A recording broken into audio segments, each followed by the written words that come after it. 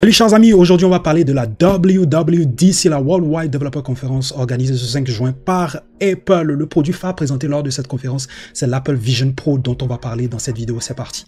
Donc voilà, comme je le disais dans mon intro, on va donc parler de la Worldwide Developer Conference qui a lieu chaque année. C'est une conférence à l'endroit des développeurs organisée chaque année par Apple, bien évidemment. Donc l'édition de cette année a vu la présentation de produit phare qu'on appelle donc le Apple Vision Pro. Donc voilà, c'est de ça qu'on va parler. Donc voici les différents points qu'il faut retenir déjà sur le Apple Vision Pro. Premier point dont on va parler, donc déjà dans un premier temps, il faut savoir que l'Apple Vision Pro est doté de son propre système d'exploitation qui est le Vision OS. The Vision OS, donc c'est le système d'exploitation de l'Apple Vision Pro. Ça, c'est quelque chose à retenir, hein, voilà déjà. Il faut noter aussi que l'Apple Vision Pro est doté d'une puce spécialisée R1 qui permettra de l'alimenter. Autre point aussi, c'est que l'Apple Vision Pro offre quand même donc une variété d'expériences immersives. Ça veut dire que vous pourrez interagir avec différents documents donc dans l'espace grâce à l'Apple Vision Pro. Hein. Vous pouvez interagir avec votre Excel, avec l'Apple Vision Pro par exemple. Vous pouvez regarder même des films en 4K sur, voilà, par exemple, un mur ou dans votre salon, par exemple, ou dans votre cuisine, par exemple, dans l'espace. Tout se fait, voilà, dans l'espace, à peu près comme un casque de réalité virtuelle. Vous pouvez enregistrer des expériences que vous avez vécues. Imaginez que vous êtes en vacances à Bali, vous avez le casque et vous enregistrez donc en mode, voilà, vidéo, votre expérience. Vous pouvez revivre donc l'expérience que vous avez vécue à Bali, voilà, en mode rediffusion, hein, voilà, une fois que vous aurez enregistré tout ça, voilà, toutes ces vidéos-là dans votre casque à réalité virtuelle. Donc, il y a une panoplie, une variété d'expériences immersives que vous pouvez avoir donc avec ce casque. Autre point aussi à mentionner aussi dans cette vidéo aussi par rapport donc au casque de réalité virtuelle Apple Vision Pro bien évidemment. Donc c'est que l'Apple Vision Pro utilise donc la technologie de Foveated Rendering qui maximise donc la qualité de l'image en fonction de l'endroit où les yeux regardent à un moment donné. Donc voilà, donc c'est la même qualité. Vous pouvez déplacer vos yeux n'importe où, à gauche, à droite. Donc la qualité doit rester la même. Et ce qui favorise ça, donc c'est cette techno qu'ils ont mis en place, qui est le Foveated Rendering. Si je prononce bien, je suis pas trop bon en anglais, mais bon, j'essaie quand même. Donc le casque aussi peut être contrôlé grâce au mouvement des yeux. Voilà, grâce à vos yeux, vous pouvez contrôler, donc voilà, interagir avec les éléments donc du casque, bien évidemment, avec vos mains. Vous pouvez aussi interagir, vous pouvez cliquer sur des éléments, par exemple. Donc voilà, vos mains peuvent vous servir de souris, par exemple. Donc vous pouvez aussi émettre donc des commandes vocales, excusez-moi, des commandes vocales. Donc via des commandes vocales, vous pouvez donc par exemple interagir donc avec les différentes applications qui sont installées donc sur l'Apple Vision Pro. Vous pouvez aussi utiliser donc un clavier virtuel. Donc voilà, l'Apple Vision Pro dispose d'un clavier virtuel avec lequel vous pouvez donc saisir vos différents tests. Voilà, donc autre point aussi, c'est que le casque peut vous permettre de vous connecter à votre MacBook. Donc vous pouvez utiliser votre ordinateur donc à l'intérieur de l'Apple Vision Pro. Donc si vous êtes par exemple en train de faire quelque chose sur votre MacBook, vous pouvez tout simplement le déplacer sur donc voilà le Apple Vision Pro et puis interagir voilà comme si vous étiez normal, comme si vous étiez en train de travailler sur votre ordinateur tout en utilisant les différentes fonctionnalités de l'Apple Vision Pro.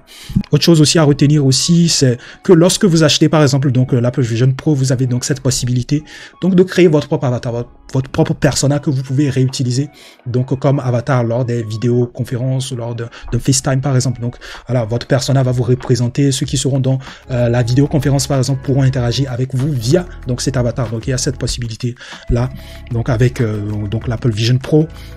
Donc ensuite, donc Apple aussi a intégré à l'intérieur de l'Apple Vision Pro donc un outil, voilà, un logiciel, appelez-le comme vous voulez. Donc voilà un outil qui s'appelle le Reality Composer qui vous permet donc de créer donc des objets 3D en live dans l'espace. Voilà, grâce donc à l'Apple Vision Pro. Donc voilà, ils se sont aussi associés avec Unity. Ce qui est très intéressant, donc ils se sont associés avec Unity pour fournir donc d'autres outils 3D que vous pourrez utiliser pour voilà faire joujou avec le casque. Donc autre point et dernier point qu'on va aborder donc dans cette vidéo, c'est le prix.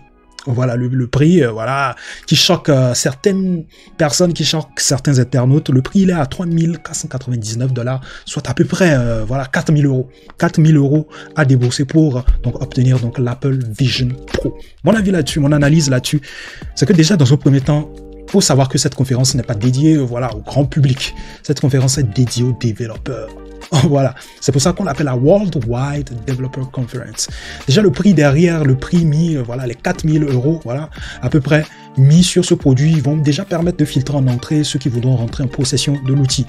Cela permettra déjà de voir déjà que ceux qui veulent vraiment cet outil-là sont vraiment, voilà, ceux qui sont férus de tech, ceux qui veulent faire joujou avec. Et c'est eux que Apple est en train de cibler, ceux qui pourront développer une panoplie d'applications pour le Vision OS, qui est bien sûr le système d'exploitation de l'Apple Vision Pro. Donc voilà, c'est le but derrière.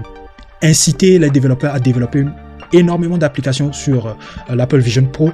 Et ensuite, une fois qu'il y aura une pléiade d'applications sur l'Apple Vision Pro derrière, ils feront certainement un autre lancement de l'Apple Vision Pro avec un prix accessible au grand public. Voilà, tout simplement. C'est la stratégie derrière, déjà. C'est la stratégie derrière. Sinon, grosso modo, c'est mon analyse par rapport à la stratégie d'Apple derrière. Dites-moi ce que vous en pensez en commentaire, bien évidemment. Donc voilà, grosso modo, les gros points qu'il faut retenir par rapport donc, à l'Apple Vision Pro et par rapport à la WWDC 23, bien évidemment. Autre point aussi que je voulais évoquer, c'est la partie IA. Vous allez noter que dans cette conférence, c'est vrai qu'il y a eu des fonctionnalités intelligentes qui ont été présentées, mais Apple n'a pas voulu prononcer ne serait-ce qu'une fois le mot IA. Ils ont remplacé le mot IA par la plupart du temps machine learning, par exemple. De toute façon, les mots ne pouvaient pas être utilisés à tout hasard dans cette conférence, parce que cette conférence est adressée aux développeurs. Je pense que si cette conférence était aussi adressée donc au grand public, on aurait eu peut-être IA là-dedans, quoi. Ils auraient plus parlé de l'IA, qui est plus ancré voilà, dans l'inconscient de tout le monde. On en parle, énormément de personnes en parlent. Quand tu dis IA, par exemple, à une personne lambda, il voit à peu près de quoi il s'agit. Alors que c'est une conférence dédiée à, voilà, aux développeurs qui savent ce qu'ils font, qui savent voilà, réellement les technos qui gravitent autour voilà, du développement d'une application, du développement d'une intelligence artificielle. Donc, c'est normal qu'il n'y ait pas eu vraiment, en fait, aussi derrière la prononciation voilà, de IA. Voilà, c'est quelque chose qui faisait un peu de débat dans la communauté IA. Donc, voilà. Donc, je voulais donc ramener ou faire ma petite analyse là-dessus. Donc, voilà tout pour aujourd'hui. Dites-moi ce que vous pensez donc de l'Apple Vision Pro en commentaire. Est-ce que vous allez vous en procurer? Dites-le moi en commentaire. Partagez la vidéo, likez. Voilà, je vous retrouve à la prochaine. Prenez soin de vous. Peace out.